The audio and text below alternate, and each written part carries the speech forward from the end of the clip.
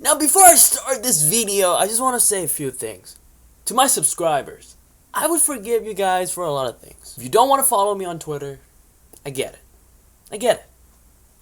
You don't want to follow me on Instagram, hurt a little bit. It hurt a little bit. But I get it. I would never forgive you guys if you don't follow my TikTok. Because you see, I'm a bit of a TikTok expert, right?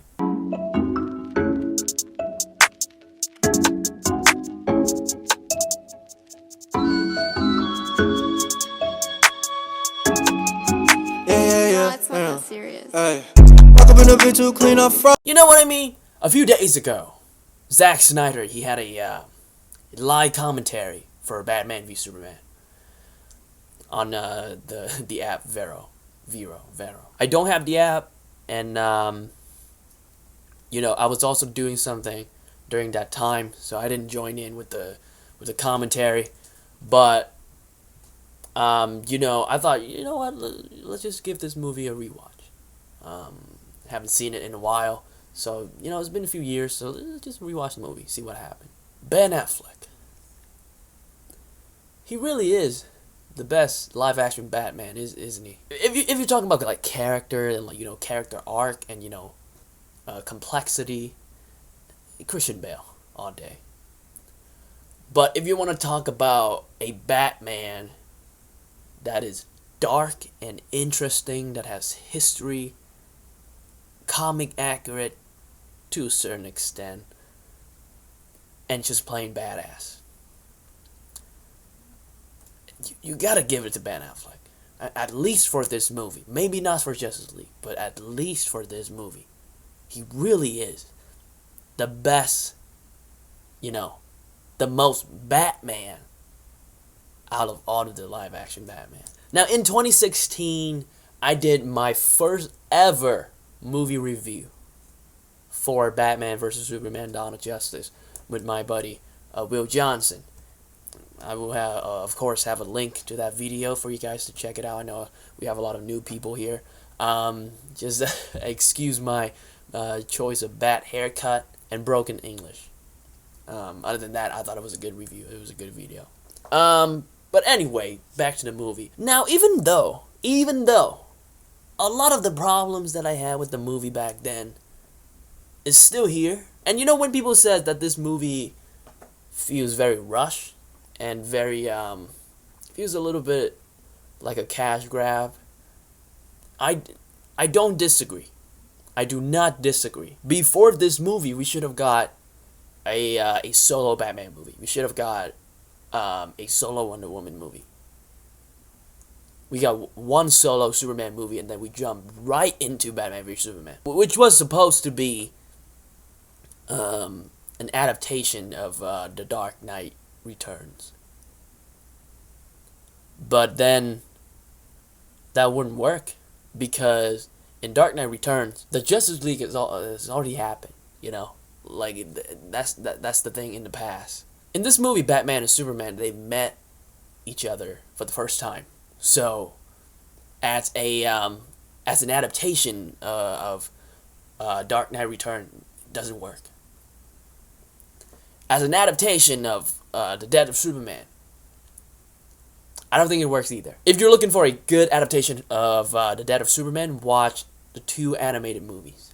The Superman vs. Doomsday and The Death of Superman that came out recently, I believe 2018. And yes, they did cram a little bit too much into that second act. At certain points, it was a lot. It was a lot to follow. With all that being said, though, there was so much heart and so much passion, especially from Zack Snyder, in this movie, that I just cannot call it a bad movie. I just can't. There was just so much that he put into this movie. And, you know, if you just look at it as just a movie, just a superhero movie, you know, not an adaptation of this and an adaptation of that, you know, it's a team up movie. No, just look at this as a movie about two characters, you know, having a disagreement, and they fight, you know, both physically and psychologically. If you just look at this movie as just that, the movie is so good. Batman vs. Superman: Dawn of Justice, even though it is not my favorite superhero movies of all time, it is my favorite superhero movie to talk about. Because when you think about it, most of the modern superhero, or comic book adaptations of films nowadays, they have a very concrete, opinions about them. Look at all the Marvel movies. The majority of people, who you talk to will say, "Oh, I like that movie." "Oh, did you like the movie Endgame?" Yeah, I like that movie. 9 out of 10 people, yeah, I like Endgame. 9 out of 10 people, Bloodshot, not good. And I guess that is my biggest problem with comic book movies, especially like the modern days. You don't have a lot of variety when it comes to opinions about them. There's always maybe 1 or 2% of people say, "Oh, I didn't like that movie. I didn't like Black Panther. I didn't like Avengers Endgame." But the majority, I'm talking more than 90% of people, say, "Oh, I like that movie. It's a good movie." With Batman v Superman, you have a movie that is so divisive. You have people who love it, the cult follower. You have people who like the movie. You have people who's somewhere in the middle. You have people who didn't like the movie. And then you have the haters. From talking to people, I realized that this movie is it's very divisive. And there is no one majority opinion about Batman v Superman. And I just love that about this movie. It started conversation. It started discussions. From a visual standpoint, I think Batman v Superman: Dawn of Justice is one of the most beautiful looking comic book movie out there. Zack Snyder, you can criticize his storytelling, his, filmmaking and all that, his directing.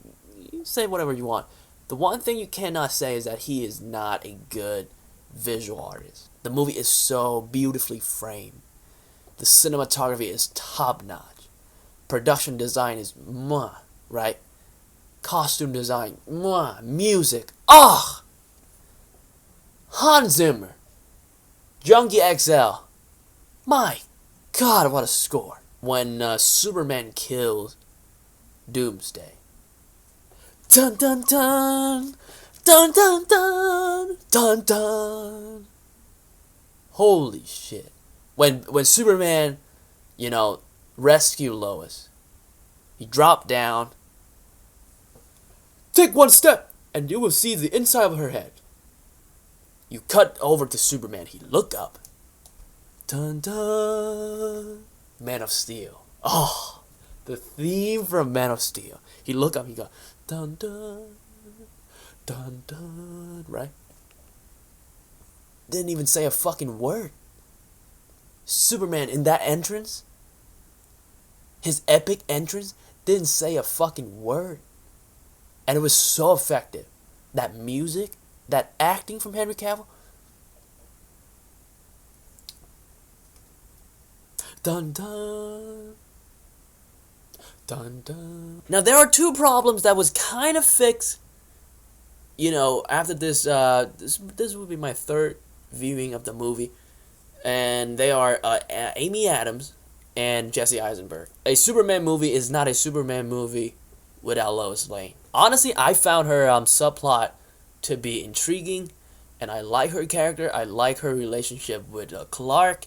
I love the fact that she was there to tell him, like, you know what, fuck all these haters, basically. Telling him to, just look at the bright side. Like, this symbol is all some people have, right?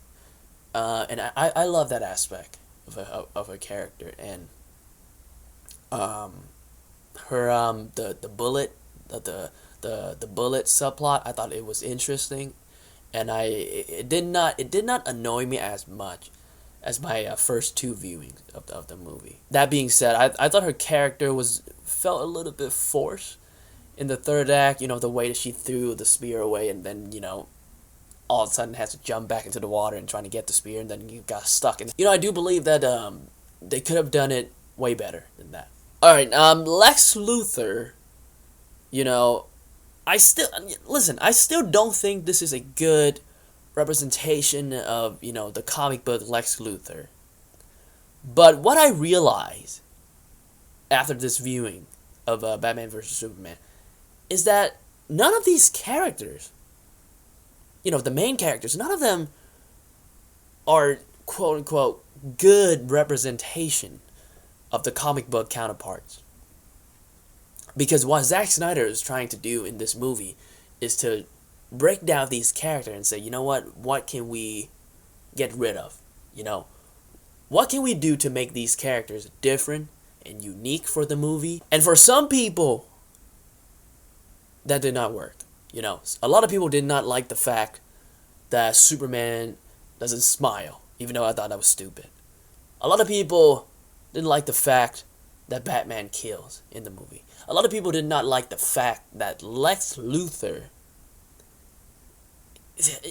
he's got this weird tick to him. Like he's a very he is a very Joker type character. He's a very Riddler type of character. It did not feel like Lex Luthor. This version of Lex Luthor, what I got out of him is that he is an extremely smart yet mentally troubled person.